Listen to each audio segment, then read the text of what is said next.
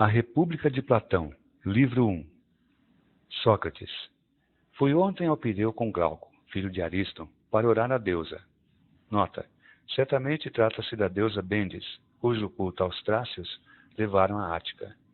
E também para me certificar de como seria a festividade, que eles promoviam pela primeira vez. A procissão dos atenienses foi bastante agradável, embora não me parecesse superior à realizada pelos Trácios. Após termos orado e admirado a cerimônia, estávamos regressando à cidade, quando, no caminho, fomos vistos à distância por Polemarco, filho de Céfalo. Ele mandou seu jovem escravo correr até nós, para nos pedir que o esperássemos. O servo puxou-me pela capa, por trás, dizendo: Polemarco pede que o esperem. Virei-me e indaguei onde seu amo se encontrava. Está vindo atrás de mim, respondeu o jovem. Esperem-no. Evidente que o esperaremos, declarou Glauco. Polemarco chegou poucos minutos depois, juntamente com Adimanto, irmão de Glauco, com Nicerato, filho de Nícias, e com outros que regressavam da procissão. Polemarco. Sócrates, parece-me que estás indo embora para a cidade. Sócrates. Tua suposição está correta. Polemarco. Estás vendo quantos somos? Sócrates. Sim, estou vendo. Polemarco. Então, se não fordes mais fortes que nós, tereis de permanecer aqui. Sócrates. Existe a possibilidade de convencer-vos a permitir que partamos? Polemarco. Será que conseguireis convencer-nos, se não quisermos ouvir? Glauco. De forma alguma. Polemarco. Saibais, então, que não vos ouviremos. Nesse momento, Adimanto perguntou: Desconheceis que esta noite haverá uma corrida com archotes, a cavalo, em honra da deusa? Sócrates. A cavalo? Significa que os contendores passam os archotes uns aos outros, enquanto correm com seus cavalos? Polemarco. Sim. E haverá também uma festividade noturna digna de ser vista. Iremos assistir a essa festa depois de havermos jantado. Muitos jovens estarão lá e poderemos conversar com eles. Ficai para ires conosco. Glauco. Não há dúvidas de que teremos de ficar. Sócrates. Se julgas assim, é o que faremos. Dirigimo-nos à casa de Polemarco, onde encontramos seus irmãos Lísias e Eutidemo, e também Trasímaco, de Calcedônia, Carmantides, de Penéia, e Clitofonte, filho de Aristónimo. Havia também o pai de Polemarco, Céfalo, e este se me afigurou bastante idoso, pois não me encontrava com ele havia bastante tempo. Estava acomodado numa cadeira com almofadas e envergava uma coroa na cabeça, pois tinha oferecido o sacrifício no pátio da moradia. Nos sentamos todos em cadeiras junto dele. Céfalo. Tu vens raramente ao Pireu, Sócrates, para nos visitar. Devias vir mais vezes.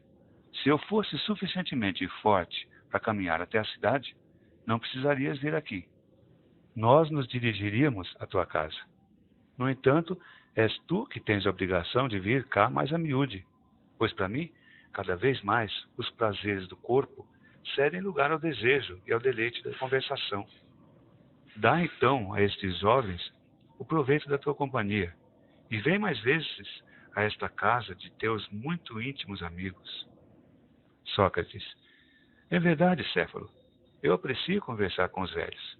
Penso que devemos aprender com eles, pois são pessoas que nos antecederam num caminho que também iremos trilhar, para assim conhecermos como é, áspero e árduo, ou tranquilo e cômodo.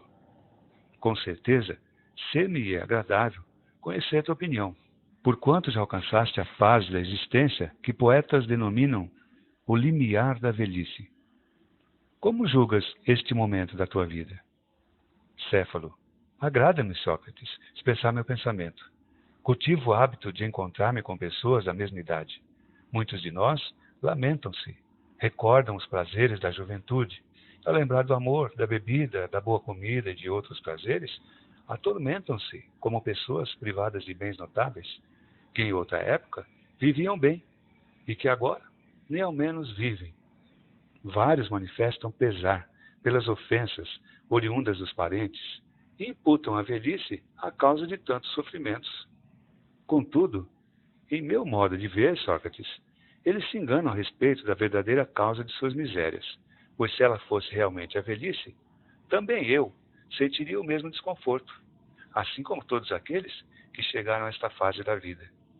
Mas a verdade é que tenho encontrado velhos que se expressam de maneira muito diferente. Certa vez, indagaram ao poeta Sófocles em minha presença: qual a tua opinião a respeito do amor, Sófocles? Ainda te julgas capaz de amar? E ele respondeu: falemos baixo. Libertei-me do amor com o prazer de quem se liberta de um senhor colérico e truculento. Naquela época, dei-lhe razão, e dou-lhe ainda hoje, porque é bem verdade que a velhice nos proporciona repouso, livrando-nos de todas as paixões. Quando os desejos diminuem, a asserção de Sófocles revela toda a sua justeza. É como se nos libertássemos de inúmeros e enfurecidos senhores. No que diz respeito aos desgostos, aos aborrecimentos domésticos, estes têm apenas uma causa, Sócrates, que não é velhice, mas o caráter dos homens. Se eles tiverem bom caráter e espírito equilibrado, a velhice não lhes será um fardo insuportável. Para os que não são assim, tanto a velhice quanto a juventude lhes serão desgostosas. E eu, encantado com as suas palavras e desejoso de continuar a ouvi-lo, provoquei-o e disse-lhe: eu creio, Céfalo, não serem muitos os que apoiam tuas ideias, porque julgo não ser teu caráter, porém a tua riqueza que te ajuda a tolerar bem a velhice. Com efeito, o dinheiro traz muitas compensações. Céfalo: é verdade que não me apoiam, e tem certa razão, apesar de não ser tanta quanto creem. Existe muito de verdadeiro na resposta de Temístocles a um indivíduo de Serifo que o insultou, dizendo-lhe que era famoso por causa de sua pátria e não por causa de seus próprios méritos. Eu não teria me transformado num homem célebre se tivesse nascido em Serifo. Tampouco tu, se fosses ateniense. Do mesmo modo, aqueles que, não sendo ricos, se lamentam da velhice, poder-se-ia dizer que, se é verdade que um homem bom não pode ser totalmente feliz na velhice, também riqueza alguma poderá proporcionar a paz a um homem mau. Sócrates: diz-me, Céfalo, tu obtiveste por herança teus bens ou os conquistaste? Céfalo: quanto é que conquistei, Sócrates? Como comerciante, fiquei entre meu avô e meu pai. Meu avô, de quem possuo o mesmo nome, recebeu por herança uma fortuna, quase igual à que tenho agora, e a aumentou. Enquanto meu pai, Lisânias, tornou-a menor do que é hoje. Eu ficarei satisfeito se não a deixar diminuída a estes jovens, e sim um pouco superior. Sócrates: perguntei-te isto porque pareceu-me que não estimas a riqueza em excesso, ao contrário daqueles que adquirem com o próprio trabalho, os quais a prezam muito mais. Da mesma maneira que os poetas adoram seus versos e os pais aos filhos, um comerciante preza sua riqueza por ser obra sua, e também por causa de sua utilidade, igualmente a todos os outros homens. Este é o motivo por que é difícil a convivência com eles, pois se interessam apenas pelo dinheiro. Céfalo: tens razão. Sócrates: diz-me mais uma coisa. Qual foi o maior proveito que recebeste pelo fato de possuíres tão grande fortuna? Céfalo: se eu o dissesse, não conseguiria convencer muitas pessoas. Como tu sabes, Sócrates, quando alguém chega à idade em que toma consciência de que logo morrerá, surgem-lhe o temor e a preocupação a respeito de assuntos nos quais antes não pensava. Efetivamente, tudo o que se conta a respeito do Hades, onde serão expiados os atos maus praticados em vida, todas essas fábulas, das quais até então ele fazia troça, agora aterrorizam sua alma, por temer que correspondam à verdade. E esse alguém, devido à debilidade da velhice, ou porque divisa agora, com maior clareza, as coisas do além, torna-se repleto de desconfianças e receios. Inicia a fazer cálculos e analisar se cometeu alguma injustiça com alguma pessoa. E aquele que encontrar em sua vida pregressa muitas maldades, intimida-se, seja acordando numerosas vezes durante a noite, da mesma forma que as crianças, seja esperando alguma desgraça. Ao contrário, aquele que não sabe não haver cometido injustiças, sempre alimenta uma doce esperança, benévola ama da velhice, como declara Píndaro. São encantadoras as palavras deste poeta, ó Sócrates, a respeito de quem tiver levado uma existência justa e pura. A doce esperança que lhe acalenta o coração acompanha-o, qual amada velhice, a esperança que governa, mais que tudo, os espíritos vacilantes dos mortais. Palavras maravilhosas. Devido a isto, tenho as riquezas em grande apreço, não para todos, mas somente para aqueles homens moderados e cautelosos. Jamais enganar alguém ou mentir, ainda que inadvertidamente, nem ser devedor, quer de sacrifícios aos deuses, quer de dinheiro a uma pessoa, e depois falecer sem nada recear. Para isso, a riqueza é de grande serventia. Existem várias outras vantagens. Porém, mais do que tudo, ó Sócrates, é por causa desta finalidade que eu considero a riqueza utilíssima para o homem judicioso. Sócrates, as tuas palavras são palavras maravilhosas, ó Céfalo. Mas essa virtude de justiça resume-se em proferir a verdade e em restituir o que se tomou de alguém. Ou podemos dizer que às vezes é correto e outras vezes incorreto fazer tais coisas. Vê este exemplo. Se alguém, em perfeito juízo, entregasse armas a um amigo e depois, havendo se tornado insano, as exigisse de volta, todos julgariam que o amigo não lhe as deveria restituir, nem mesmo concordariam em dizer toda a verdade a um homem enlouquecido. Céfalo, estou de acordo. Sócrates, como vês, justiça não significa ser sincero e devolver o que se tomou. Polemarco, eu digo que sim, Sócrates, pelo menos se acreditarmos em Simônides. Nota, Simônides de Ceos, 556 a 469 a.C., poeta lírico grego, famoso por suas elegias, odes e epigramas. Céfalo, deixo-vos com este assunto, visto que preciso determinar o sacrifício. Polemarco, quer dizer que eu não sou o teu herdeiro? Céfalo, sorrindo, não há dúvida que sim. E afastou-se para o seu sacrifício. Sócrates, explique-nos, já que és o herdeiro da discussão, que foi que disse Simônides de tão correto a respeito da justiça? Polemarco, que é justo devolver aquilo que devemos. Julgo ser essa a asserção correta. Sócrates, evidentemente, é impossível não dar razão a Simônides, homem sábio e divino. Não obstante, tu, Polemarco, deves saber o significado do que ele diz, ao passo que eu o ignoro. Está claro que Simônides não se expressou a respeito do que falávamos, sobre restituir a uma pessoa algo do qual nos foi confiada a guarda, sendo que essa pessoa veio a perder a razão. Contudo, devemos ou não restituir um objeto do qual foi-nos confiada a guarda? Polemarco, claro que devemos. Sócrates, mas de forma alguma deve ser restituído se quem o reclamar tiver perdido a razão? Polemarco, com certeza. Sócrates, então, parece-me que Simônides quer dizer outra coisa, quando afirma ser justo que restituamos o que devemos. Polemarco, certamente que se trata de outra coisa. Por Zeus, na opinião dele, deve-se sempre fazer bem aos amigos, nunca o mal. Sócrates, compreendo. Não é lícito devolver a uma pessoa o ouro do qual ela nos confiou a guarda, se essa devolução lhe for prejudicial. E se os que restituem forem seus amigos? É isto que quis dizer Simônides? Polemarco, exatamente. Sócrates, e aos inimigos? Devemos restituir algo que por acaso estamos lhes devendo? Polemarco, com certeza, pois em meu entendimento, o que o inimigo deve a outro é, logicamente, o que lhe convém, o mal. Sócrates, logo, Simônides se expressou por enigmas, como usam fazer os poetas, ao declarar o que entendia por justiça. Aparentemente para ele, é justo restituir a cada um o que lhe convém, Considerando isso, restituir o que é devido. Polemarco. Perfeitamente.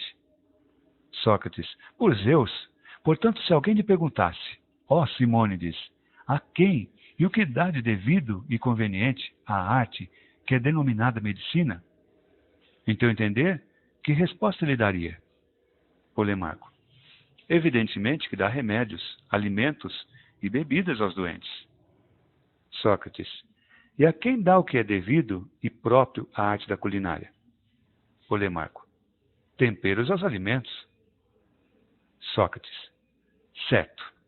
Agora, a quem e o que dá a arte que chamamos de justiça? Polemarco. De acordo com o que afirmamos anteriormente, ele dá benefício aos amigos e prejuízo aos inimigos. Sócrates. Logo, o que Simônides entende por justiça é ajudar os amigos e prejudicar os inimigos? Polemarco. É o que me parece. Sócrates.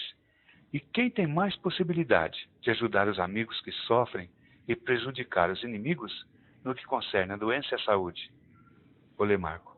Um médico. Sócrates. E aos navegantes, relativamente aos perigos numa viagem no mar? Polemarco. O piloto. Sócrates. E quanto ao homem justo, em que circunstância e como ele pode ajudar os amigos e prejudicar os inimigos? Polemarco. Penso que seja na guerra, lutando contra uns e aliando-se aos outros. Sócrates. Muito bem. Contudo, amigo Polemarco, o médico é inútil para as pessoas sadias. Polemarco. Concordo. Sócrates. E o piloto também o é para os que não estão navegando. Polemarco. Claro. Sócrates. E o homem justo seria igualmente inútil para aqueles que não estão guerreando? Polemarco. Com isto eu não concordo. Sócrates. Portanto, a justiça é útil também durante a paz? Polemarco. Sim. Sócrates. Isto também vale para a agricultura, não é verdade? Polemarco. É. Sócrates. Para conseguirmos os produtos da terra? Polemarco. Sim. Sócrates. E, logicamente, também a arte do sapateiro? Polemarco. Também. Sócrates. Para podermos conseguir sapatos, certo? Polemarco. Claro que sim. Sócrates. Então, com qual objetivo de uso ou posse de que objeto a justiça é útil em tempo de paz? Polemarco. Para os contratos comerciais, Sócrates. Sócrates. Por contratos comerciais, queres dizer as associações ou outro tipo de contrato? Polemarco. As associações. Sócrates. Sendo assim, quem é mais útil no jogo? O justo ou aquele que sabe jogar bastante bem? Polemarco. Aquele que joga bem. Sócrates. E quem é mais útil para sentar tijolos e pedras? O justo ou o pedreiro? Polemarco. Lógico que o pedreiro. Sócrates. Então, em qual associação julgas o justo mais útil que o pedreiro e o citarista, da mesma forma que o citarista o é em relação ao justo na arte da música? Polemarco. Creio que nos assuntos monetários. Sócrates. Exceção feita, talvez, Polemarco, para usar o dinheiro como, por exemplo, na ocasião de adquirir ou vender um cavalo em sociedade. Nesse caso, seria mais útil um tratador de cavalos, não achas? Polemarco. Parece-me que sim. Sócrates. E a respeito de um navio? Também é mais útil o construtor ou o piloto, concordas? Polemarco. Sim. Sócrates. Sendo assim, em qual circunstância em que for necessário usar dinheiro ou ouro em sociedade, o homem justo é mais útil que qualquer outro? Polemarco. Na circunstância de desejarmos fazer um depósito em segurança, Sócrates. Sócrates. Mas isso significa, quando não utilizamos o dinheiro e preferimos deixá-lo imobilizado, certo? Polemarco. Sem dúvida. Sócrates.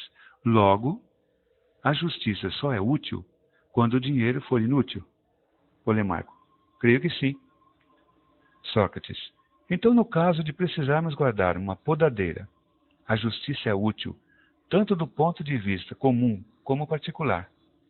Contudo, se precisarmos usá-la, é mais útil a arte de cultivar a vinha? Polemarco. Parece que sim. Sócrates. Tu concluis, portanto, que se quisermos guardar um escudo e uma lira sem usá-los, a justiça é útil. Porém, se desejarmos nos servir deles, é mais útil a arte do soldado e do músico. Polemarco. Necessariamente. Sócrates. Por conseguinte, a respeito de todas as outras coisas, a justiça é inútil quando nos servimos dela e útil quando não nos servimos? Polemarco. Penso que sim. Sócrates.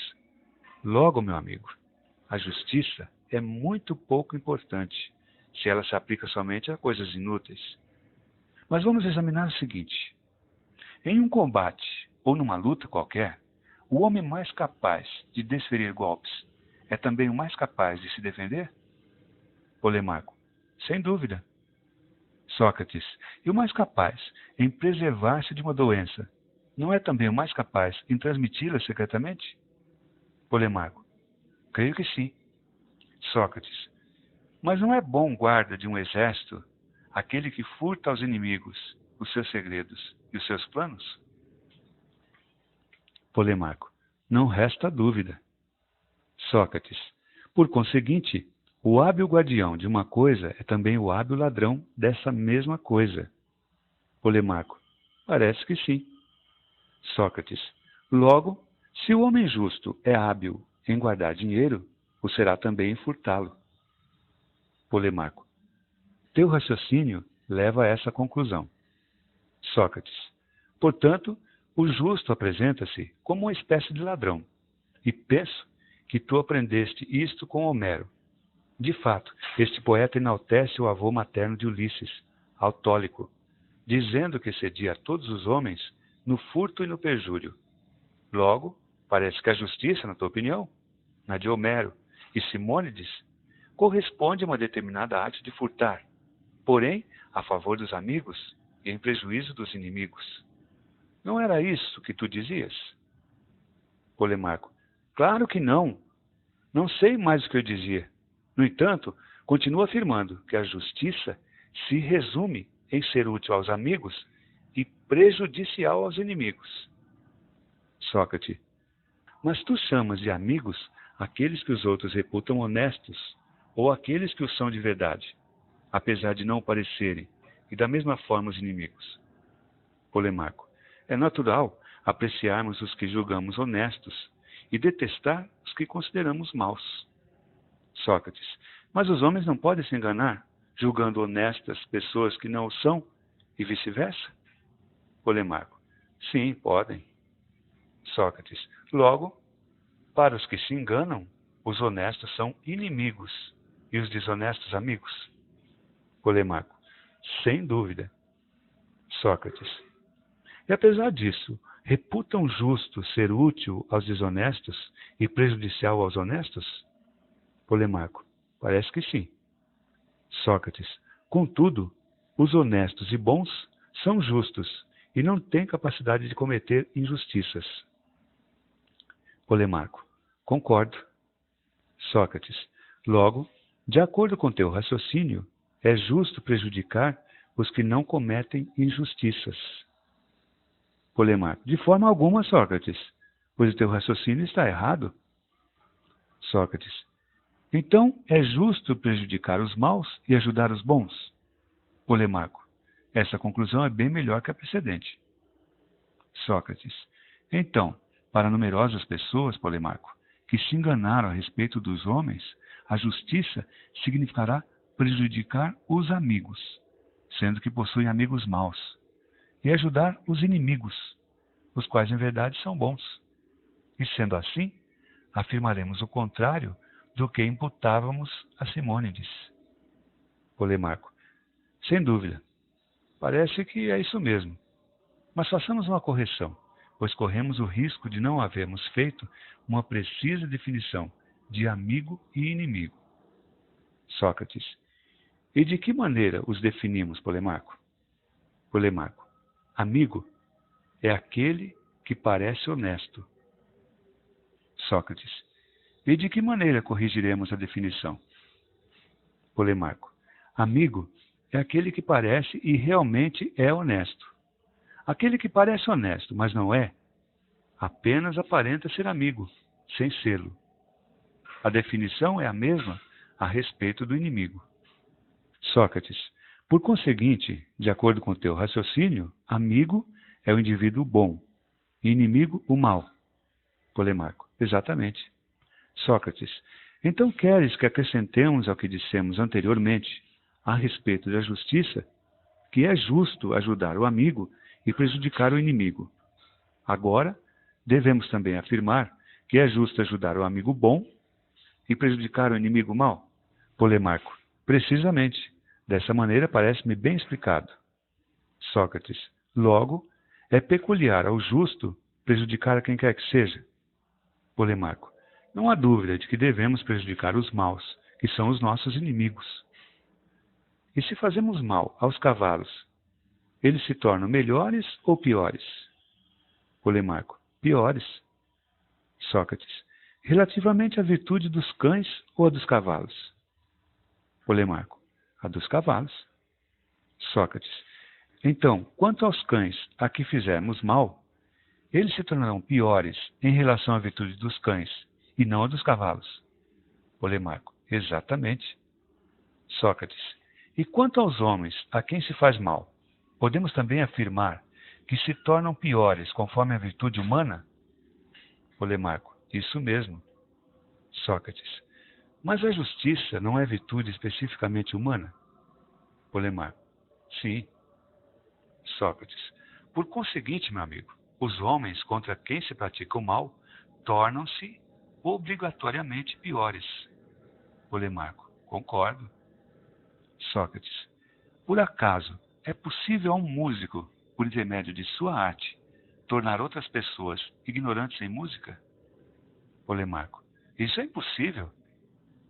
Sócrates: e por intermédio da arte equestre, pode um cavaleiro tornar outras pessoas incapazes de montar? Polemarco: também é impossível. Sócrates: mas através da justiça, é possível que um justo torne alguém injusto? Ou, de forma geral, pela virtude, os bons podem transformar os outros em maus? Polemarco: não podem.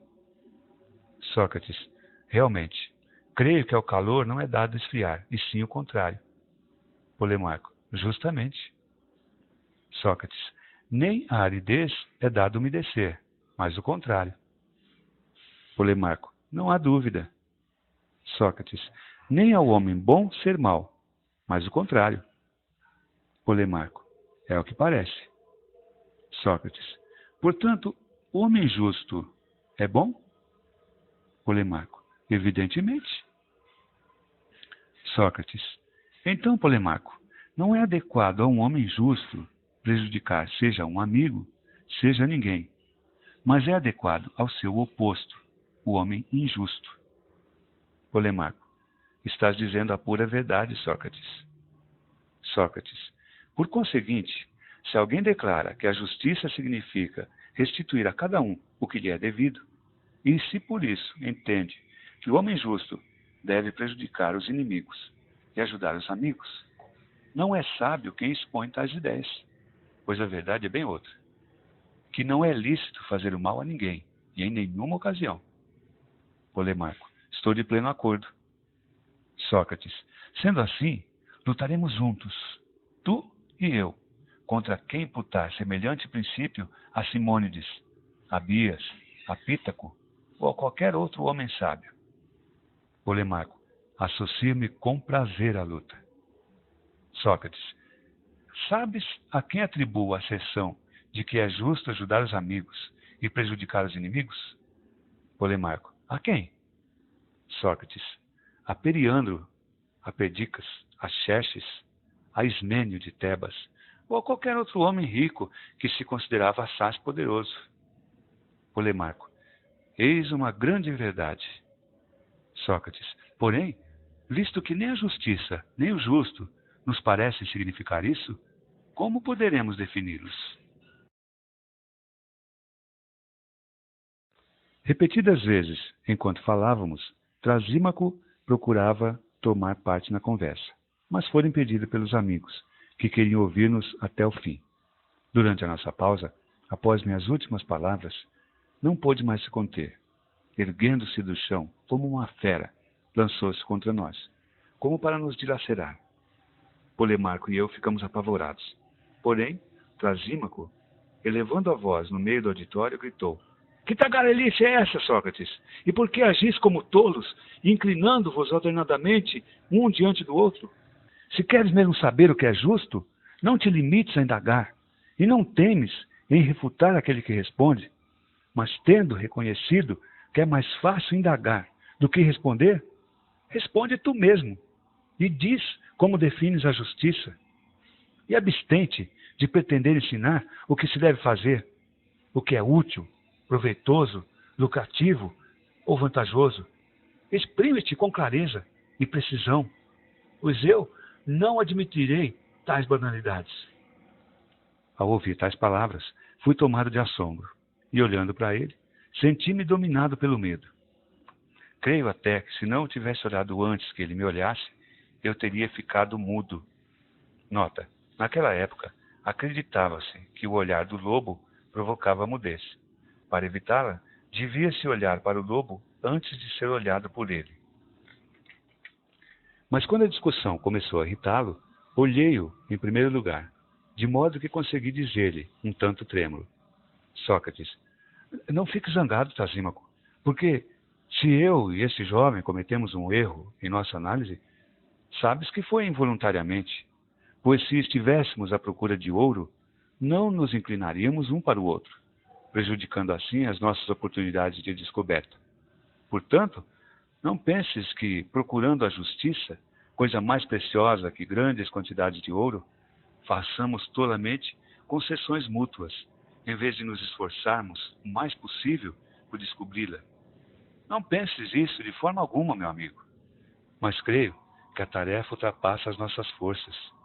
Por isso é muito mais natural para vós, os hábeis, ter compaixão de nós, do que testemunhar-nos irritação. Ao ouvir essas palavras, Trasímago soltou uma risada sardônica. Exclamou: Ah, Hércules, aqui está a habitual ironia de Sócrates. Eu sabia, e disse a estes jovens, que não quererias responder, e fingirias ignorância. Que farias por não responder às perguntas que te fizessem? Sócrates: És um homem sutil, Trasímago. Sabias perfeitamente que se perguntasses a alguém quais são os fatores de 12 e os prevenisses, evita, amigo, de me responderes que 12 é o mesmo que 2 vezes 6, ou 3 vezes 4, ou 6 vezes 2, ou 4 vezes 3, porque não admitirei tal lenga-lenga. Sabias perfeitamente, repito, que ninguém poderia responder a uma pergunta formulada dessa maneira. Porém, se ele te dissesse: Trasímago, como explicas que eu não responda nada ao que anunciaste antecipadamente? Será que, homem extraordinário, se a verdadeira resposta é uma dessas, não devo dá-la, mas dizer outra coisa diferente da verdade? Ou então, como o explicas? Que responderias a isto? Trasímago: muito bem, se uma coisa fosse semelhante à outra. Sócrates: nada impede, e mesmo que não fosse semelhante, mas que assim se afigurasse a pessoa interrogada, achas que ela deixaria de responder o que lhe parece verdadeiro, quer lhe proibíssemos, quer não? Trasímaco: tu também irás se comportar dessa maneira? Darás uma das respostas que eu te proibi? Sócrates: não me espantaria se, depois de pensar, tomasse essa resolução. Trasímaco: mas veja, se eu provo que existe, a respeito da justiça, uma resposta diferente de todas essas e melhor, a que te condenas? Sócrates: a que poderá ser, senão o que convém ao ignorante? Ora, Convém-lhe ser instruído por quem sabe. Portanto, condeno-me a isso. Trasímaco. Tu és encantador, mas além da pena de aprenderes, também deverás pagar com dinheiro. Sócrates. Certamente, quando tiver. Glauco. Mas nós o temos. Se é uma questão de dinheiro, Trasímaco, fala. Todos nós pagaremos por Sócrates. Trasímaco. Percebo claramente. Para que Sócrates se entregue à sua ocupação habitual, não deve responder. E quando alguém responde, apodera-se do argumento e refuta-o. Sócrates. Mas como, meu nobre amigo, alguém poderia responder em primeiro lugar, se não sabe e se confessa não saber? E se, além disso, caso tenha uma opinião sobre o assunto, é proibido de dizer o que pensa por uma pessoa de grande autoridade? És tu que deves falar, dado que pretendes saber e ter algo a dizer. Não te esquives, portanto. Dá-me o prazer de responder, e não uses de parcimônia para instruir Glauco e os outros. Após eu proferir estas palavras, Glauco e os outros pediram-lhe que não se esquivasse. Percebia-se claramente que Trasímaco desejava falar para se distinguir, julgando ter uma excelente resposta a dar, mas aparentava insistir para que fosse eu a responder. Por fim, cedendo, exclamou: Trasímaco. É esta a sabedoria de Sócrates, recusar-se a ensinar, ir instruir-se com os outros e não se mostrar reconhecido por isso. Sócrates. Tens razão quanto ao fato de que me instruo com os outros, mas estás enganado ao pretender que não lhes pago na mesma moeda, pois eu pago na medida em que posso. Ora, não posso senão aplaudir, porque não possuo riquezas. Mas a alegria com que faço, quando julgo que alguém fala bem, tu a conhecerás logo que me tenhas respondido, porque eu julgo que falarás bem. Trasímaco. Ouve então. Eu digo que a justiça é simplesmente o interesse do mais forte. Então, que esperas para me aplaudir? Vais te recusar? Sócrates. Em primeiro lugar, deixa que eu compreenda o que dizes, porque ainda não entendi. Pretendes que a justiça é o interesse do mais forte. Mas como entendes isso, Trasímaco? Com efeito, não pode ser da seguinte maneira. Se Polidamas, nota, Polidamas, atleta de enorme compleição, vencedor dos Jogos Olímpicos de 408 a.C. Se Polidamas é mais forte do que nós, e a carne de boi é melhor para conservar suas forças, não dizes que também para nós, mais fracos do que ele, esse elemento é vantajoso e ao mesmo tempo justo? Trasímaco. És um cínico, Sócrates. Tomas as minhas palavras por onde podes atacá-las melhor. Sócrates. De forma alguma, nobre homem. Mas exprime-te mais claramente. Trasímaco. De acordo. Tu sabes que entre as cidades, umas são tirânicas, outras democráticas, outras aristocráticas. Sócrates. Logicamente que sei. Trasímaco. Portanto, o setor mais forte em cada cidade é o governo? Sócrates. Sim. Trasímaco.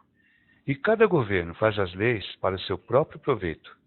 A democracia, leis democráticas. A tirania, leis tirânicas. E as outras a mesma coisa. Estabelecidas estas leis, declaram justo, para os governados, o seu próprio interesse, e castigam quem o transgride como violador da lei, culpando-o de injustiça. Aqui tens, homem excelente, o que afirmo. Em todas as cidades, o justo é a mesma coisa, isto é, o que é vantajoso para o governo constituído. Ora, este é o mais forte, de onde se segue, para um homem de bom raciocínio, que em todos os lugares o justo é a mesma coisa, o interesse do mais forte. Sócrates. Agora compreendo o que dizes. Procurarei estudá-lo. Portanto, também tu, Trasímaco, respondeste que aquilo que é vantajoso é justo, depois de me teres proibido de dar essa resposta, acrescentando, contudo, o interesse do mais forte. Trasímaco. Uma pequena adição, talvez. Sócrates. Ainda não é evidente que seja grande, mas é evidente que é necessário examinar se falas verdade. Reconheço que o justo é algo vantajoso, mas tu acrescentas a definição que é o interesse do mais forte. Por mim, ignoro-o. Preciso analisá-lo. Trasímaco. Analisa-o. Sócrates. Assim farei. Agora diz-me, não julgas ser justo obedecer aos governantes? Trasímaco. Julgo. Sócrates. Mas os governantes são sempre infalíveis ou passíveis de se enganarem? Trasímaco. É evidente que são passíveis de se enganarem. Sócrates. Logo, quando elaboram leis, fazem-nas boas e más. Trasímaco. É assim que eu penso. Sócrates. As boas leis são aquelas que instituem o que lhes é vantajoso, e as más o que lhes é desvantajoso? Trasímaco. Sim. Sócrates. Mas o que eles instituíram deve ser obedecido pelos governados. É nisto que consiste a justiça? Trasímaco. Com certeza. Sócrates. Logo, na tua opinião, não apenas é justo fazer o que é vantajoso para o mais forte, mas também o contrário, o que é desvantajoso. Trasímaco. Que estás dizendo? Sócrates. O que tu mesmo dizes, penso. Mas examinemos melhor. Não concordamos que, às vezes, os governantes se enganam quanto ao que é melhor, impondo determinadas leis aos governados? E que, por outro lado, é justo que os governados obedeçam ao que lhes ordenam os governantes? Não concordamos? Trasímaco. Sim. Sócrates. Então, acreditas também justo fazer o que é desvantajoso para os governantes e para os mais fortes, quando os governantes, inadvertidamente, dão ordens que lhes são prejudiciais, porquanto tu afirmas ser justo que os governados façam o que ordenam os governantes. Portanto, sábio amigo Trasímaco, não decorre necessariamente que é justo fazer o contrário daquilo que dizes?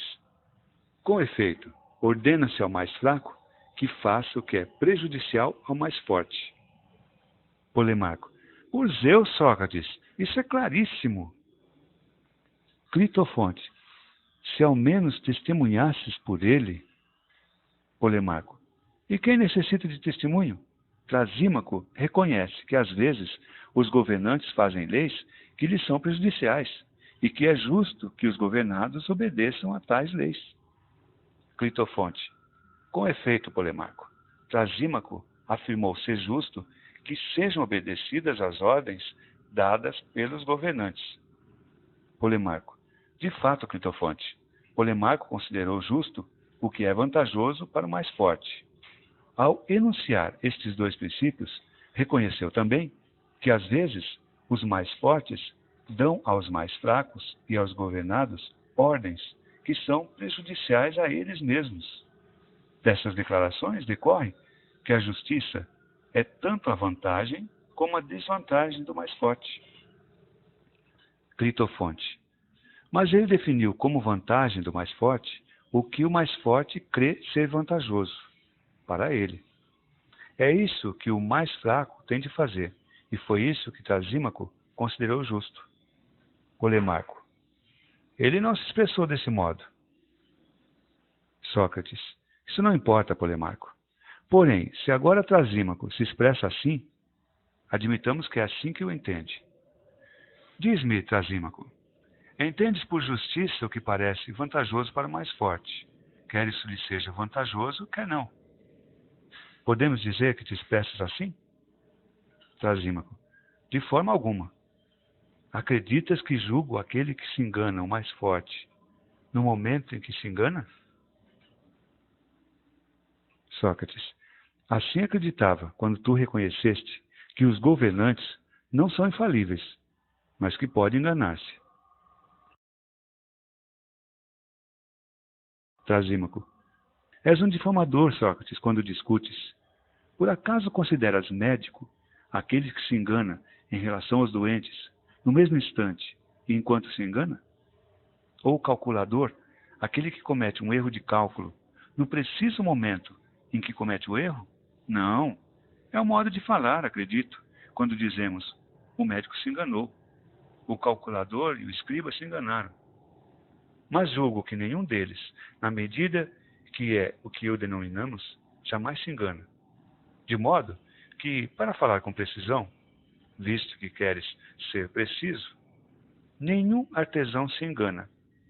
Aquele que se engana o faz quando a ciência o abandona, no instante que não é mais artesão. Assim, artesão, sábio ou governante, ninguém se engana no exercício das suas funções, apesar de todos dizerem que o médico se enganou, que o governante se enganou. Portanto, admito que te tenha respondido há pouco neste sentido.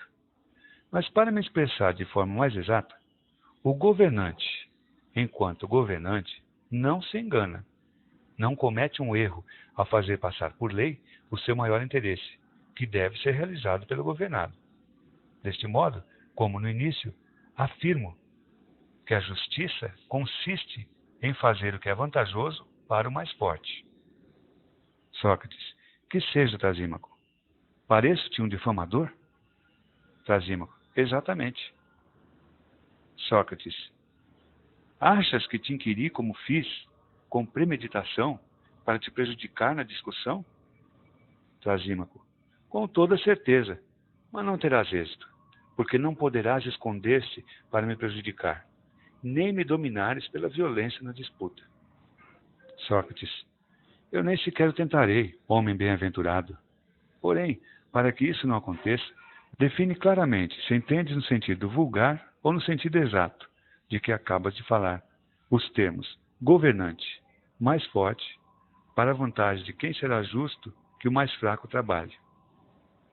Trasímaco: entendo o governante no sentido exato da palavra. Para isso tenta prejudicar-me ou caluniar-me, se puderes, mas não és capaz. Sócrates: crês que sou louco a ponto de tentar tosquear um leão ou caluniar Trasímaco? Trasímaco: a verdade é que tentaste, embora inutilmente. Sócrates: chega com este palavreado. Mas diz-me, o médico, no sentido exato do termo, de que falavas ainda há pouco, tem por objetivo ganhar dinheiro ou tratar os doentes? Mas fala-me do verdadeiro médico. Trasímaco: tem por objetivo tratar os doentes. Sócrates: e o piloto? O verdadeiro piloto é chefe dos marinheiros ou marinheiro? Trasímaco: chefe dos marinheiros. Sócrates: não penso que se deva ter em conta o fato de navegar para que o denominemos marinheiro. De fato, não é por navegar que dominamos piloto, mas devido à sua arte, é o comando que exerce sobre os marinheiros. Trasímaco: concordo. Sócrates: portanto, para o doente e o marinheiro, existe alguma vantagem? Trasímaco: sem dúvida. Sócrates: e a arte não objetiva procurar e proporcionar a cada um o que é vantajoso para ele? Trasímaco: sim. Sócrates: mas para cada arte existe outra vantagem, além de ser tão perfeita quanto possível? Trasímaco: qual é o sentido da tua pergunta? Sócrates: este. Se me perguntasses se é suficiente ao corpo ser corpo, ou se tem necessidade de outra coisa, responder-te-ia: certamente que tem necessidade de outra coisa. Para isso é que a arte médica foi inventada, porque o corpo é defeituoso e não lhe é suficiente ser o que é. Por isso, para lhe proporcionar vantagens, a arte organizou-se. Parece-te que tenho ou não razão? Trasímaco: tens razão. Sócrates: mas então a medicina é defeituosa?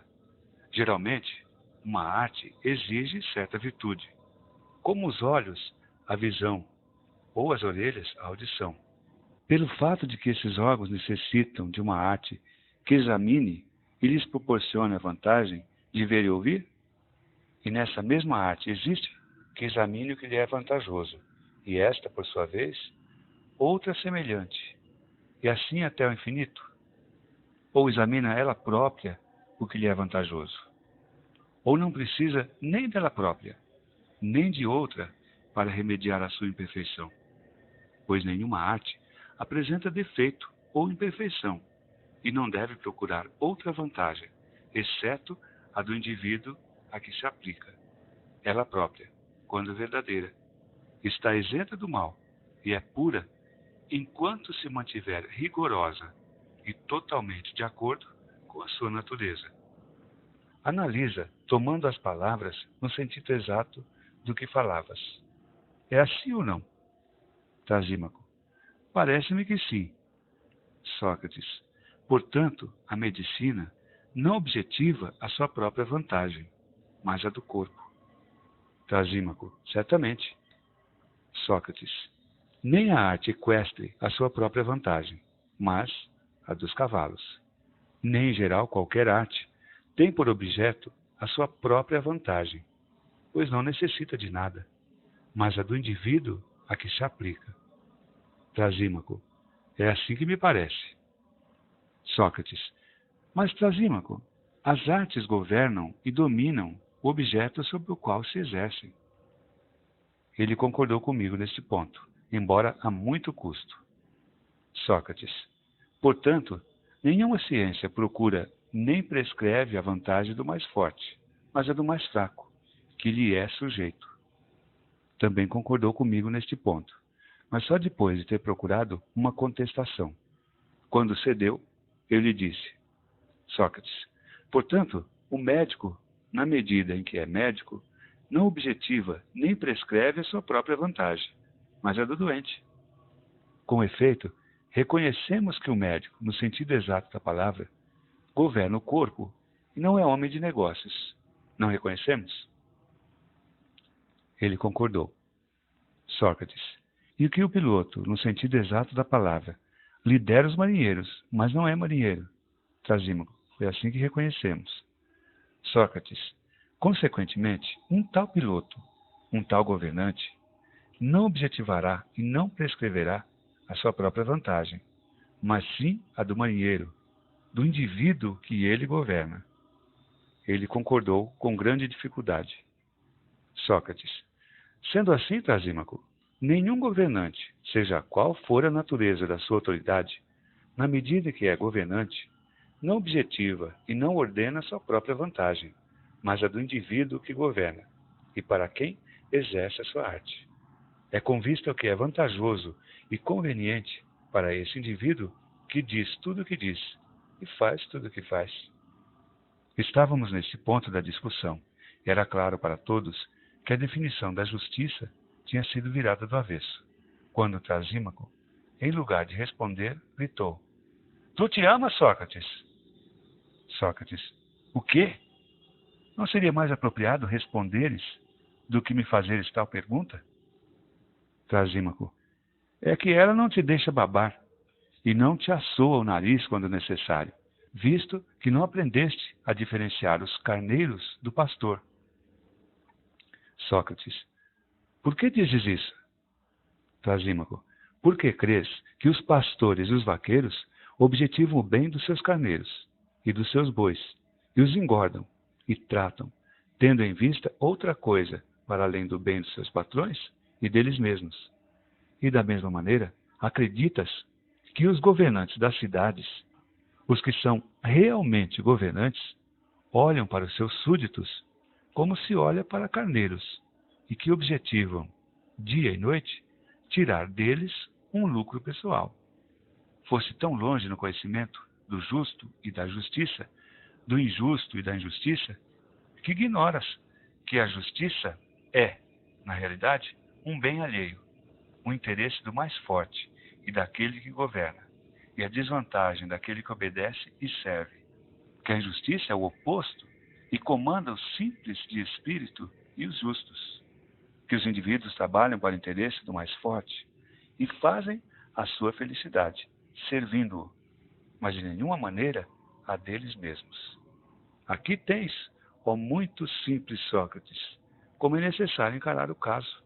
O homem justo é, em todos os lugares, inferior ao injusto. Em primeiro lugar, no comércio. Quando se associam um ao outro, nunca descobrirás, ao dissolver-se a sociedade, que o justo ganhou, mas que perdeu.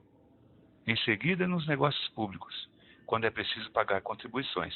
O justo paga mais do que seus iguais, o injusto menos. Quando, ao contrário, trata-se de receber, um não recebe nada, o outro muito. E quando um e outro ocupam algum cargo, acontece que o justo, mesmo que não haja outro prejuízo, deixa, por negligência, que os seus negócios domésticos periclitem e não tira da função pública nenhum proveito, por causa da sua justiça. Além disso, incorre no ódio dos parentes e conhecidos, ao recusar servi-los em detrimento da justiça. Quanto ao injusto, é exatamente o contrário, pois entendo como tal aquele de quem falava pouco, o que é capaz de se sobrepor aos outros. Examina-o bem, se quiser saber até que ponto, no particular, a injustiça é mais vantajosa do que a justiça. Mas irás compreendê-lo mais facilmente se fores até a injustiça mais perfeita, a que leva ao ápice da felicidade o homem que a comete, e ao ápice da infelicidade os que a sofrem e não querem cometê-la. Esta injustiça é a tirania, que por fraude ou violência se apodera do bem alheio.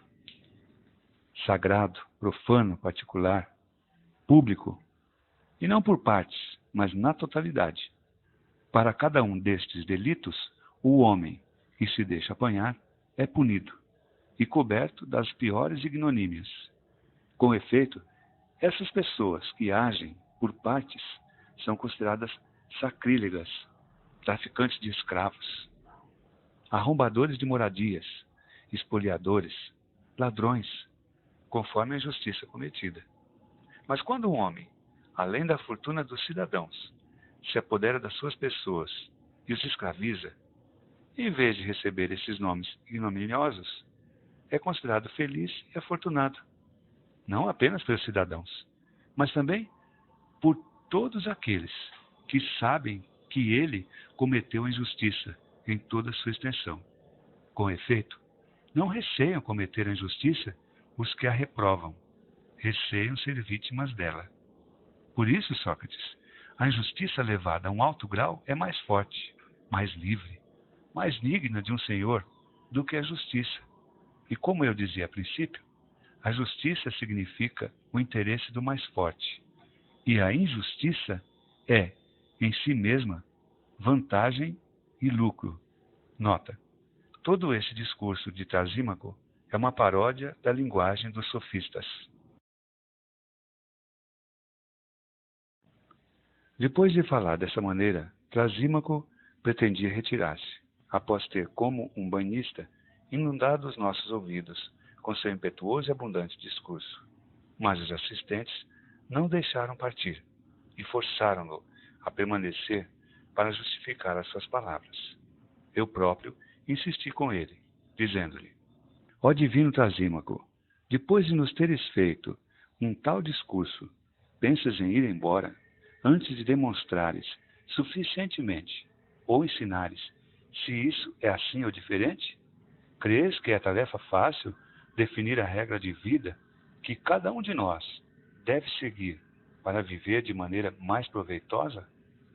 Trasímaco: por acaso eu penso que é de outra maneira? Sócrates: é o que parece. Ou então, não te preocupas conosco, e não te importa que levemos uma vida pior ou melhor, na ignorância do que tu pretendes saber. Mas, meu caro, dá-te ao incômodo de nos instruir também. Não farás um mau investimento se nos fizeres teus devedores, numerosos como somos. Com efeito, se queres saber o que penso, não estou convencido, e não creio que a injustiça seja mais vantajosa do que a justiça, mesmo quando há liberdade de praticá-la, e não se é impedido de fazer o que se quer. Mesmo que um homem, meu caro, seja injusto e tenha o poder de praticar a injustiça por fraude ou à força, nem por isso estou convencido de que tire daí mais proveito que da justiça. Talvez este seja também o sentimento de outros entre nós, e não somente o meu. Convence-nos, portanto, homem divino, de maneira satisfatória, de que fazemos mal em preferir a justiça à injustiça. Trasímaco. E como eu haveria de te convencer, se não o consegui com o que já disse? Que mais posso fazer? Será necessário que enfie os meus argumentos na tua cabeça? Sócrates. Por Zeus, basta. Em primeiro lugar, mantém-te nas posições assumidas. Ou, se as mudares, terás de fazê-lo com clareza, e não nos enganes. Vês agora, Trasímaco, para voltar ao que dissemos, que, depois de teres apresentado a definição do verdadeiro médico, não achaste que devias revelar rigorosamente a do verdadeiro pastor. Pensas que, como pastor, ele engorda seus carneiros, não objetivando seu maior bem, mas como um glutão que pretende dar um festim, objetivando a boa carne, ou como um comerciante, objetivando a venda e não como um pastor. Mas a arte do pastor objetiva unicamente o maior bem do indivíduo a que se aplica, já que ele próprio está suficientemente provido das qualidades que asseguram a sua excelência, enquanto se mantém de acordo com a sua natureza de arte pastoril. Pelo mesmo motivo, eu supunha há pouco que éramos obrigados a reconhecer que todo governo, enquanto governo, objetiva unicamente o maior bem dos indivíduos que governa e dos quais é responsável, quer se trate, quer de um particular. Mas tu crês que os governantes das cidades, os que governam realmente, o fazem com prazer? Trasímaco. Se creio, por Zeus, tenho certeza. Sócrates. Mas como, Trasímaco? Não notaste que ninguém concorda em exercer os outros cargos por eles mesmos? Que, ao contrário, se exige uma retribuição, porque não é ao próprio que seu exercício aproveita, mas aos governados? E responde a isto. Não se diz sempre que uma arte se diferencia de outra por ter um poder diferente? E, homem bem-aventurado, não responde contra a tua opinião, para que possamos avançar. Trasímaco. Mas é nisso que ela se diferencia. Sócrates. E cada um de nós não procura conseguir um certo benefício particular, e não comum a todos, como a medicina e a saúde, a pilotagem, a segurança na navegação e assim por diante? Trasímaco. Sem dúvida. Sócrates. E a arte do mercenário, o salário, dado que reside aí o seu próprio poder? Confundes a medicina com a pilotagem? Ou para definir as palavras com rigor, como propuseste, se alguém recupera a saúde governando um navio, por que é vantajoso para ele navegar? Denominarás por isso medicina a sua arte? Trasímaco. Claro que não. Sócrates. Mas como? Denominarás medicina a arte do mercenário, porque o médico, ao curar, ganha salário? Trasímaco. Não. Sócrates. Não afirmamos que cada arte objetiva um benefício particular? Trasímaco. Afirmamos. Sócrates. Portanto, se todos os artesãos se beneficiam em comum de um certo lucro, é evidente que acrescentam à sua arte um elemento comum de que oferem lucro? Trasímaco. É o que parece. Sócrates. E nós declaramos que os artesãos ganham salário porque adicionam à sua arte a do mercenário. Reconheceu a custo. Sócrates. Portanto, não é da arte que exerce que cada um retira esse proveito, que consiste em receber um salário. Mas examinando com rigor, a medicina cria a saúde e a arte do mercenário proporciona o salário. A arquitetura edifica a moradia e a arte do mercenário, que a acompanha, proporciona o salário. E assim, todas as outras artes. Cada um trabalha na obra que lhe é própria e aproveita ao indivíduo a que se aplica.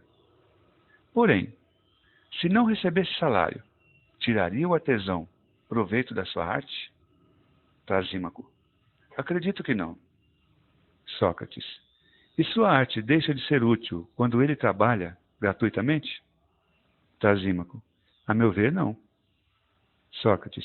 Então, Trasímaco, é evidente que nenhuma arte e nenhum comando provê ao seu próprio benefício, mas, como dizíamos há instantes, assegura e objetiva a do governado, objetivando o interesse do mais fraco, e não do mais forte. Eis porque, meu caro Trasímaco, que eu dizia há pouco que ninguém concorda de bom grado em governar e curar os males dos outros, mas exige salário, porque aquele que quer exercer convenientemente a sua arte não faz e não objetiva, na medida em que objetiva segundo essa arte, senão o bem do governado.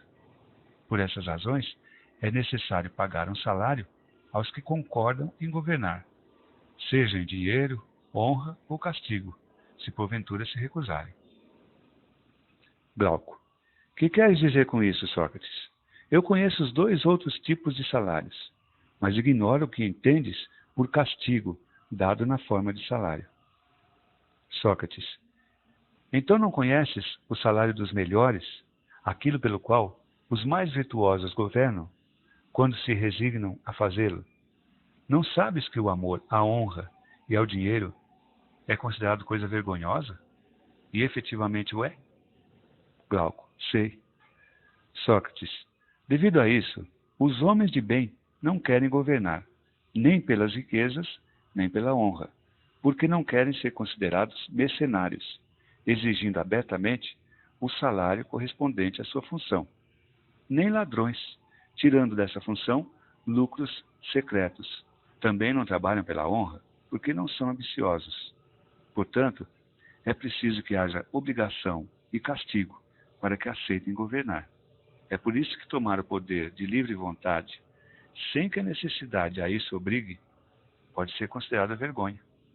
E o maior castigo consiste em ser governado por alguém ainda pior do que nós, quando não queremos ser nós a governar.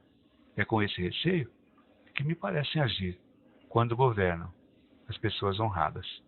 E então, assumem o poder não como um bem a ser usufruído, mas como uma tarefa necessária, que não podem confiar a outros melhores que elas, nem a iguais.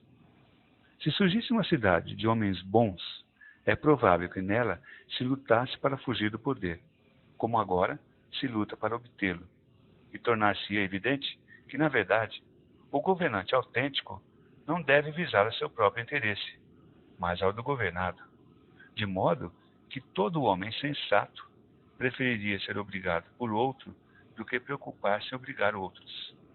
Portanto, de forma alguma concordo com Trasímaco quando afirma que a justiça significa o interesse do mais forte. Mas voltaremos a esse ponto mais tarde. Dou uma importância muito maior ao que diz agora Trasímaco, que a vida do homem injusto é superior à do justo. Que partido tomas, Glauco? Qual dessas asserções te parece mais verdadeira? Glauco. A vida do homem justo parece-me mais proveitosa. Sócrates. Ouviste a relação que Trasímaco fez dos bens ligados à vista do injusto? Glauco. Ouvi, mas não me convenci. Sócrates. Queres então que o convençamos, se conseguirmos encontrar o meio, de que ele não está na verdade? Glauco. Como não haveria de querer? Sócrates. Se juntando as nossas forças contra ele e opondo argumento a argumento, relacionarmos os bens que a justiça proporciona, se por seu turno ele replicar, e nós também, será preciso contar e avaliar as vantagens citadas por uma e outra parte em cada argumento. E iremos precisar de juízes para decidir. Se, ao contrário, como há pouco, debatemos a questão até conseguirmos um mútuo acordo, nós seremos conjuntamente juízes e advogados. Glauco. É verdade. Sócrates. Qual destes dois métodos preferes? Glauco. O segundo. Sócrates. Então, Trasímaco, voltemos ao começo e responde-me. Acreditas que a injustiça total é mais proveitosa do que a justiça total? Trasímaco. Com certeza, e já expliquei por que razões. Sócrates. Muito bem, mas da maneira que entendes essas duas coisas, denominas uma virtude e a outra vício? Trasímaco. Sem dúvida. Sócrates. E é a justiça que denominas virtude e a injustiça vício? Trasímaco. É o que dou a entender, encantadora criatura, quando digo que a injustiça é proveitosa e a injustiça não o é? Sócrates. Como é então? Trasímaco. O contrário. Sócrates. A justiça é um vício? Trasímaco. Não, mas uma nobre simplicidade de caráter. Sócrates. Então a injustiça é perversidade de caráter? Trasímaco. Não, é prudência. Sócrates. Será, Trasímaco, que os injustos te parecem sábios e bons? Trasímaco. Sim, aqueles que são capazes de cometer a injustiça com perfeição e de submeter cidades e povos. Pensas talvez que me refiro aos gatunos? Sem dúvida, tais práticas são rendosas, enquanto não são descobertas, mas não merecem menção ao lado das que acabo de indicar. Sócrates. Percebo perfeitamente o teu raciocínio, mas o que me surpreende é que classifiques a injustiça com a virtude e a sabedoria, e a justiça com seus opostos. Trasímaco. Mas é exatamente assim que as classifico. Sócrates. Isto é grave, camarada, e não é fácil saber o que se pode dizer. Se com efeito admitisses que a injustiça é proveitosa, admitindo ao mesmo tempo, como alguns outros, que é vício e coisa vergonhosa, poderíamos responder-te invocando as noções correntes sobre o assunto. Mas, evidentemente, tu dirias que ela é bela e forte, e conceder-lhe-ias todos os atributos que nós concedemos à justiça, visto que ousaste compará-la com a virtude e a sabedoria. Trasímaco. Adivinhas muito bem. Sócrates. Contudo, não devo recusar-me a continuar com este exame, enquanto puder acreditar que falas seriamente. É que me parece realmente, Trasímaco, que não é caçoada da tua parte, e que estás exprimindo a tua verdadeira opinião. Trasímaco. Que importância tem que seja ou não a minha opinião? Limita-te a refutar-me. Sócrates. De fato não tem importância, mas responde a mais isto. Parece-te que homem justo procura prevalecer, de algum modo, sobre outro, o homem justo? Trasímaco. Jamais, pois não seria educado, e simples como é. Sócrates. Nem mesmo numa ação justa? Trasímaco. Nem assim. Sócrates. Mas ele pretenderia prevalecer sobre o homem injusto e pensaria ou não fazê-lo justamente? Trasímaco. Pensaria e o pretenderia, mas não poderia. Sócrates. Não foi isso que perguntei. Quero saber se o justo não teria nem a pretensão, nem o desejo de prevalecer sobre o justo, mas apenas sobre o injusto. Trasímaco. Assim é. Sócrates. E o injusto pretenderia prevalecer sobre o justo e sobre a ação justa? Trasímaco. Como não, se ele pretende prevalecer sobre todos? Sócrates. Então, prevalecerá sobre o homem injusto e sobre a ação injusta, e se empenhará em prevalecer sobre todos? Trasímaco. Isso mesmo. Sócrates. Resumindo, o justo não prevalece sobre o seu semelhante, mas sobre o seu contrário. O injusto prevalece sobre o seu semelhante e o seu contrário. Trasímaco. Excelentemente expresso. Sócrates. Porém, o injusto é sábio e bom, ao passo que o justo não é nenhuma nem outra coisa. Trasímaco. Excelente também. Sócrates. Como consequência, o injusto assemelha-se ao sábio e ao bom, e o justo não se lhes assemelha. Trasímaco. Como poderia ser diferente? Sendo que ele se assemelha aos seus semelhantes, e o outro não se lhes assemelha. Sócrates. Muito bem. Portanto, cada um é tal como aqueles a que se assemelha. Trasímaco. Quem pode duvidar? Sócrates. Que seja, Trasímaco. Agora, não afirmas que um homem é músico e que outro não o é? Trasímaco. Afirmo. Sócrates. Qual dos dois é conhecedor e qual não é? Trasímaco. Certamente o músico é conhecedor e o outro não é. Sócrates. E um não é bom nas coisas de que é conhecedor e o outro não o é? Trasímaco. Certamente. Sócrates. Mas a respeito da medicina não é assim? Trasímaco. É assim. Sócrates. Agora crês, excelente homem, que um músico que afina sua lira, esticando ou soltando as cordas, pretende prevalecer sobre um músico ou ter vantagem sobre ele? Trasímaco. Não creio. Sócrates. Mas quererá prevalecer sobre um homem ignorante em música? Trasímaco. Sim, com certeza. Sócrates. E o médico, ao prescrever alimento e bebida, quererá prevalecer sobre o médico ou sobre a prática médica? Trasímaco. Certamente que não. Sócrates. E sobre um homem que ignora a medicina? Trasímaco. Sim. Sócrates. Mas percebes, a respeito da ciência e da ignorância geral, se um conhecedor qualquer parece querer prevalecer, com atos ou com palavras, sobre outro conhecedor, e não agir como seu semelhante no mesmo caso? Trasímaco. Talvez seja necessário que seja assim. Sócrates. Mas da mesma forma, não quererá o ignorante prevalecer sobre o conhecedor e o ignorante? Trasímaco. Talvez. Sócrates. Ora, o conhecedor é sábio? Trasímaco. É. Sócrates. E o sábio é bom? Trasímaco. É. Sócrates.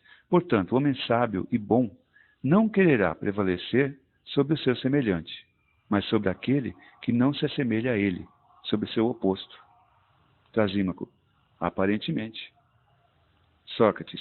Ao passo que o homem mau e ignorante quererá prevalecer sobre o seu semelhante e o seu oposto. Trasímaco. Pode ser. Sócrates. Mas, Trasímaco, o nosso homem injusto não prevalece sobre o seu oposto e seu semelhante? Não o disseste? Trasímaco. Disse. Sócrates. E não é verdade que o justo não prevalecerá sobre o seu semelhante, mas sim sobre o seu oposto? Trasímaco. É verdade. Sócrates. Então o justo assemelha-se ao homem sábio e bom, e o injusto ao homem mau e ignorante. Trasímaco. Pode ser. Sócrates. Mas nós havíamos afirmado que cada um deles é igual àquele a que se assemelha. Trasímaco. De fato, afirmamos. Sócrates. Logo, o justo é bom e sábio, e o injusto, ignorante e mau. Trasímaco concordou com tudo isto, não tão facilmente como o meu relato, mas contra sua vontade e a muito custo.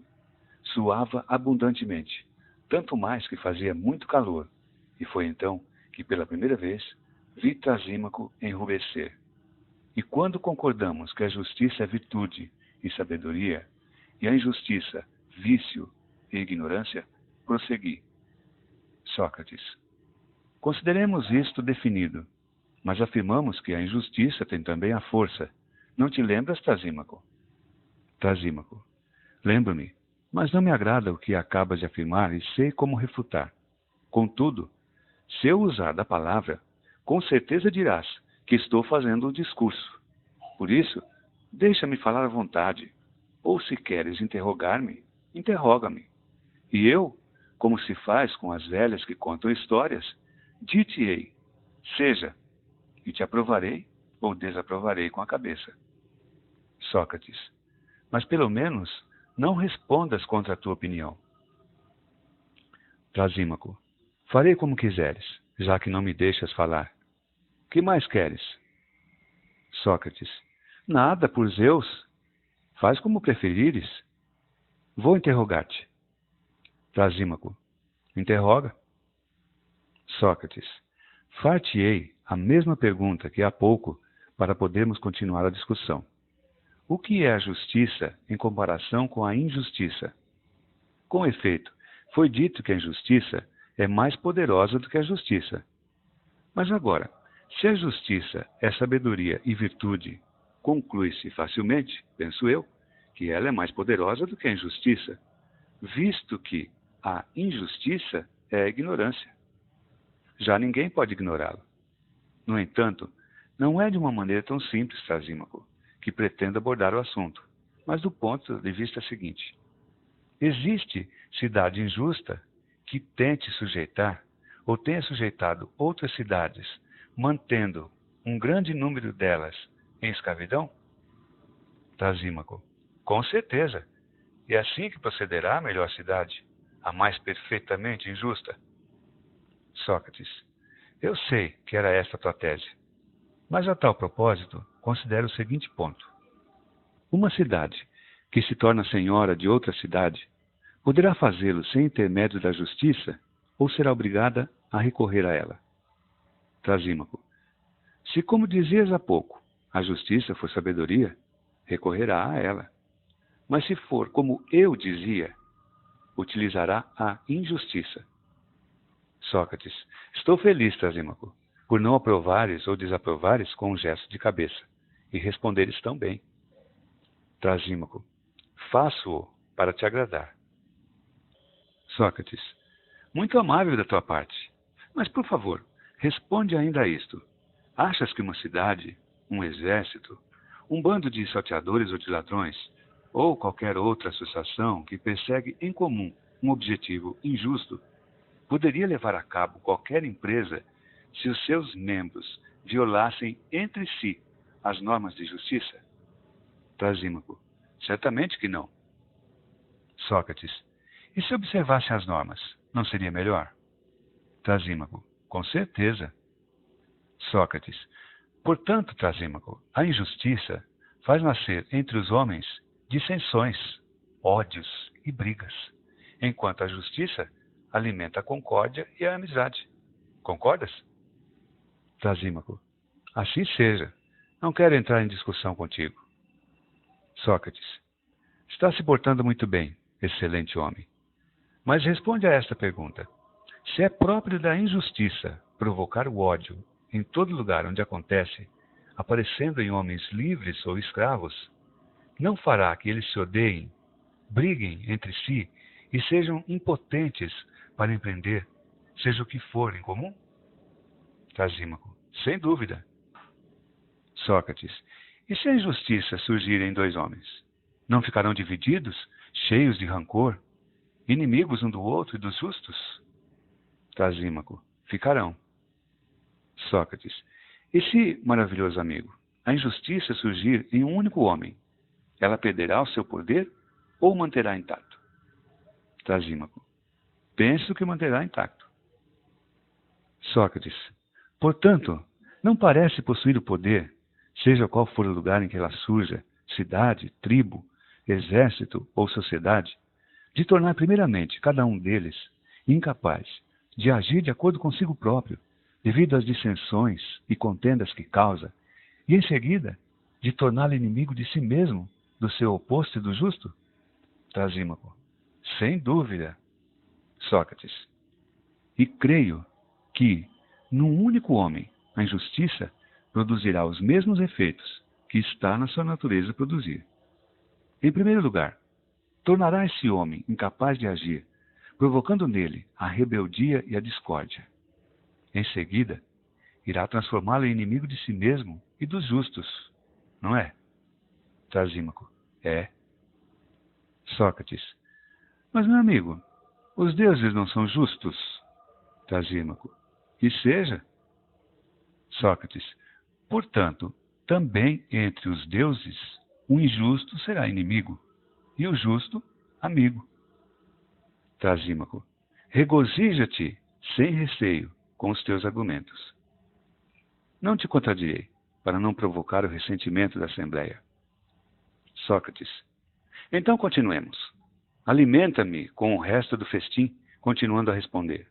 Acabamos de concluir que os homens justos são mais sábios, melhores e mais poderosos do que os homens injustos, e que estes são incapazes de agir harmonicamente. E quando dizemos que às vezes levar a bom termo um assunto em comum, não é, de maneira nenhuma, a verdade, porque uns e outros não seriam poupados se tivessem sido totalmente injustos. Por isso, é evidente que existia neles uma certa justiça que os impediu de se prejudicarem mutuamente, na época em que causavam dano às suas vítimas, e que lhes permitiu realizar o que realizaram, lançando-se em seus injustos empreendimentos. Só em parte estavam pervertidos pela injustiça, visto que os inteiramente maus e os totalmente injustos são também inteiramente incapazes de fazer seja o que for. Eis como eu o compreendo, e não como tu supunhas no início. Agora, precisamos analisar se a vida do justo é melhor e mais feliz do que a do injusto, questão que tínhamos adiado para análise posterior. Ora, parece-me que isso é evidente, conforme aquilo que dissemos. No entanto, devemos analisar melhor o problema, pois não se trata de uma discussão a respeito de uma trivialidade, mas sobre o modo como temos de regular a nossa vida. Trasímaco. Então analisa. Sócrates. Assim farei. Diz-me, parece-te que o cavalo tem uma função? Trasímaco. Sim, me parece. Sócrates. Dirias então que é função do cavalo ou de qualquer outra criatura apenas o que pode ser feito por ele ou o que se faz melhor com ele? Trasímaco. Não compreendo. Sócrates. Explico-me melhor. Tu podes enxergar sem ser com os olhos? Trasímaco. Certamente que não. Sócrates. E podes ouvir sem ser com os ouvidos? Trasímaco. De forma alguma. Sócrates. Portanto, podemos afirmar que são essas as funções desses órgãos. Trasímaco. Sem dúvida. Sócrates. Mas não podes podar uma videira com uma faca, um trinchete e muitos outros instrumentos? Trasímaco. E por que não? Sócrates. Mas com nenhum outro, creio eu, tão bem quanto com um podão. Existe para isso. Trasímaco. Concordo. Sócrates. Portanto, não afirmaremos que é essa a sua função? Trasímaco. Por certo que afirmaremos. Sócrates. Julgo que agora compreendes melhor o que eu dizia há pouco, quando te perguntava se a função de uma coisa não é o que ela pode fazer, ou o que ela faz melhor do que as outras. Trasímaco. Compreendo, e creio que é realmente essa a função de cada coisa. Sócrates. Ótimo. Mas não existe também uma virtude em cada coisa a que é atribuída uma função? Voltemos aos exemplos anteriores. Os olhos possuem uma função? Trasímaco. Possuem. Sócrates. Então, possuem também uma virtude? Trasímaco. Sim, possuem uma virtude. Sócrates. Muito bem. As orelhas, dissemos nós, possuem uma função? Trasímaco. Sim. Sócrates. E por conseguinte, também tem uma virtude? Trasímaco. Também tem uma virtude. Sócrates. Mas não acontece o mesmo com todas as coisas? Trasímaco. Acontece. Sócrates. Pois bem, poderiam os olhos desempenhar bem a sua função se não possuíssem a virtude que lhes é própria, ou se em lugar dessa virtude possuíssem o vício contrário? Trasímaco. Como poderiam? Queres por acaso dizer a cegueira em vez da vista? Sócrates. Qual é a sua virtude? Pouco importa. Ainda não te perguntei. Mas apenas se cada coisa desempenha bem a sua função por virtude própria e mal pelo vício contrário. Trasímaco. É como dizes. Sócrates. Posto isto, os ouvidos, sendo privados da sua virtude própria, desempenharão mal a sua função? Trasímaco. Sem dúvida. Sócrates. Este princípio pode ser aplicado a todas as outras coisas? Trasímaco. Julgo que sim. Sócrates. Então, analisa agora isto. A alma não possui uma função que nada, a não ser ela, poderia desempenhar como vigiar, comandar, deliberar e o resto? Podemos atribuir estas funções a outra coisa que não a alma, e não temos o direito de dizer que elas lhe são peculiares? Trasímaco. Não podemos atribuí-las a nenhuma outra coisa. Sócrates. E a vida? Não afirmaremos que é uma função da alma? Trasímaco. Com certeza. Sócrates. Portanto, afirmaremos que a alma também possui a sua virtude própria? Trasímaco. Afirmaremos. Sócrates. Então, Trasímaco, a alma executará bem essas funções se for privada da sua virtude própria? Ou será impossível? Trasímaco. Será impossível. Sócrates. Em decorrência disso, é obrigatório que uma alma má comande e vigie mal, e que uma alma boa faça bem tudo isso. Trasímaco. É obrigatório. Sócrates. Ora, não concluímos que a justiça é uma virtude e a injustiça um vício da alma? Trasímaco. Concluímos. Sócrates. Por conseguinte, a alma justa e o homem justo viverão bem, e o injusto, mal. Trasímaco. Assim parece, de acordo com teu raciocínio. Sócrates. Então, aquele que vive bem é feliz e afortunado, e o que vive mal, o contrário. Trasímaco. Não há dúvida. Sócrates. Portanto, o justo é feliz, e o injusto, infeliz. Trasímaco. Que seja. Sócrates. E não é vantajoso ser infeliz, mas ser feliz. Trasímaco. Sem dúvida. Sócrates. Por conseguinte, divino Trasímaco, jamais a injustiça é mais vantajosa do que a justiça. Trasímaco. Que seja esse, Sócrates, o teu festim das festas de Bendes. Sócrates. Tive-o graças a ti, Trasímaco, visto que recuperaste a calma e deixaste de ser rude comigo. No entanto, não me regalei o suficiente, por culpa minha e não tua. Parece-me que fiz como os glutões, que se lançam avidamente sobre o prato que lhes entregam, antes de terem apreciado suficientemente o anterior. Da mesma forma, antes de termos encontrado o que procurávamos inicialmente, a natureza da justiça, lancei-me numa discussão para analisar se ela é vício e ignorância, ou sabedoria e virtude.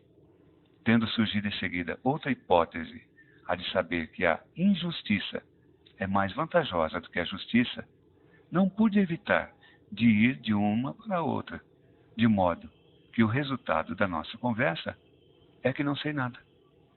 Porquanto, não sabendo o que é a justiça, ainda menos saberei se é virtude ou não, e se aquele que a possui é feliz ou infeliz. Nota: esta conclusão negativa a que se chega neste primeiro livro permite prever que o assunto será analisado a seguir, com o propósito de definir a essência da justiça e os seus atributos.